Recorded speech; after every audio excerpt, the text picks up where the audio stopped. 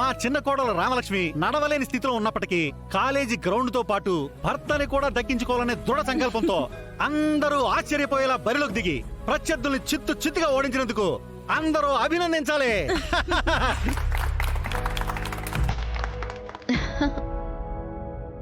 సమయానికి నాకు హెల్ప్ చేసిన ఆద్య కూడా థ్యాంక్స్.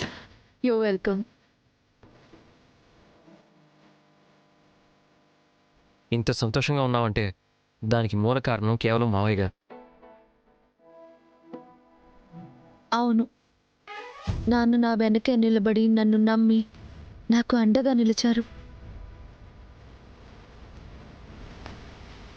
నేను నా విజయం నాన్నకే పంచిస్తున్నా. ఆట ఆడింది మీరు, గెలిచింది మీరు. ఆ గెలుపు పూర్తిగా మీ సొంతమేనమ్మా. ఆనాడు ధర్మం వైపు నిలబడి కృష్ణుడు పాండవులను గెలిపించాడు. ఈనాడు మా రఘురాం కూడా ధర్మం వైపు నిలబడి నా మనవరాల్ని గెలిపించాడు. రామాని అన్నయ్య నమ్మాడు కాబట్టి ఇలాంటి ఆటల విషయంలో ఆసక్తి లేకపోయినా రామా గెలవాలని, ఈ గెలుపుతో ప్రత్యర్థికి కూడా ఒక కొత్త జీవితం వస్తుందని రామాని ప్రోత్సహించాడు. అన్నయ్య ఒక నిర్ణయం తీసుకున్నాడంటే ఆ నిర్ణయానికి కొన్ని జీవితాల్లో మార్పు వస్తుందని అర్థం. ఆట మీదున్న పిచ్చి ప్రేమేమో గాని కొన్నాళ్ల పాటు నడవలేదనుకున్న రామ పరుగు పెట్టి మరీ గెలిచింది.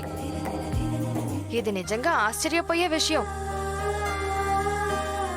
అది కేవలం ఆట మీద ప్రేమ పిచ్చి మాత్రమే కాదు, భర్తని కాపాడుకోవాలనే భయం, భక్తి. ఏం కోబ్రో, నిజమే కదా? అది రామా వేసిన ప్రతి అడుగులోనూ, తను కొట్టిన ప్రతి గోల్లోనూ కనిపించింది. హలో హలో హలో హలో, ఈ గెలుపులో చల్లా చేసిన పూజలు కూడా భాగం ఉంది. నన్ను క్షమించండి. మీ నిర్ణయం ఎప్పటికీ తప్పు కాదని మరలా నిరూపించారు. రామా మీద భయంతోనే నువ్వలా మాట్లాడావు.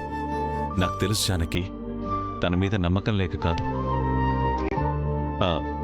భోంచేయండి.